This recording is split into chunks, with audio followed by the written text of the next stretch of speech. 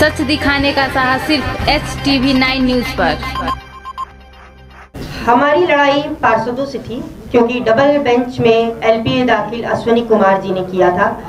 अविश्वास उन्होंने रिकाउंटिंग की मांग को रद्द करने के लिए कहा गया था, तो जिसमें यह लड़ाई ये है कि डबल बेंच ने पूरी तरीके से खारिज कर दिया है कि जो अविश्वास आप पे लगाया गया है वो पूरी तरीके से निराधार था, कोई औचित्य नहीं था उस अविश्वास का, उस पूरी प्रक्रिया का कोई औचित्य नहीं था, और जो प्रोसीडिंग फाइनल की गई है उसका कोई औचित्य नहीं था।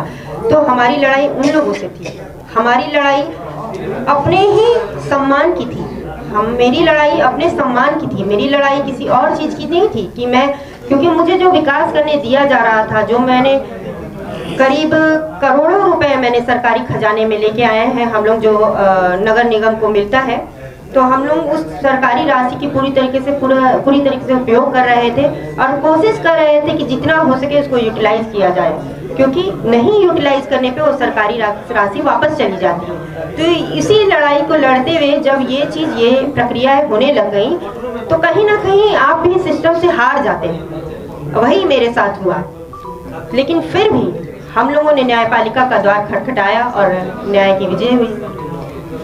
जी ने इस बैलेट पेपर को सील कर दिया सारे और अविश्वास को पारित कर दिया। इसी अविश्वास पारित के खिलाफ जब हम लोग न्यायपालिका में गए, कोर्ट में गए, तो उसी का आज वर्डिक्स आए हैं। उसी वर्डिक्स के दौरान इस अविश्वास को पूरी तरीके से निराधार, निर्वचित और सर्वांगीण विकास में अवरोध पाने वाला पाया गया है। इस पूरी प्रक्रिया को निराधार माना गया है।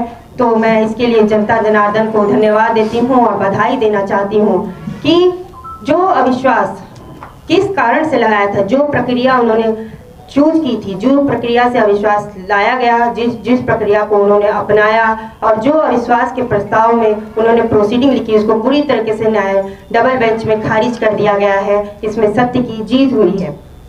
सबसे कहना यह है कि इस 11 महीने के अथक लड़ाई में विकास कितना अवरुद्ध हुआ है, जिसमें हमारे षड्यंत्रकारी पार्षदगण जिन्होंने यह विश्वास लाया और जो उनकी मंशा थी, उस मंशा को वो पूरी करना चाहते थे, लेकिन वो पूरी नहीं कर सके, क्योंकि लूट की छूट उनको नहीं मिल सकी।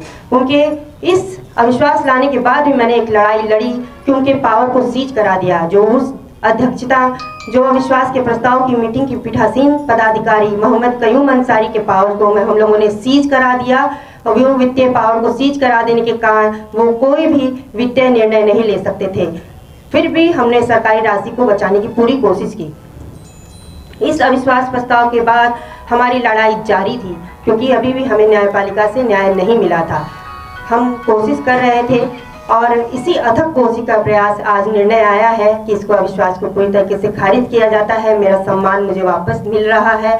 मैं इसके लिए जनता जनार्दन आप सभी का बहुत बहुत आभारी हूँ। और मेरी जो विकास की संभावनाएं हैं, मेरी जो सोच है, इस 11 महीने में बहुत ही कम रही, क्योंकि मैं पूरी तरीके से चाहती थी कि बेतिया भी एक स्मार्ट सिटी में डेवलप हो, जहाँ पे बिहार अपनी पूरी कोशिश कर रहा है एक डेवलपिंग स्टेट बनने में, तो बेतिया भी विकास की धाराओं में बहे। मैं पूरी तरीके से चाहती थी कि रोड बने, मैं चाहती थी कि ड्रेनेज सिस्टम और सुदृढ़ हो, मैं चाहती थी कि सौदागृह बने, मैं चाहती थी कि बच्चों के लिए यहाँ पार्क बने और सिक्योरिटी सिस्टम यहाँ लागू हो, यहाँ वाईफाई जोन बने, सब कुछ हो। लेकिन ये विकास को रोक दिया गया, और इस विकास के रोकने में बहुत बड़ा हाथ इन सभी पार्षदगणों का रहा है।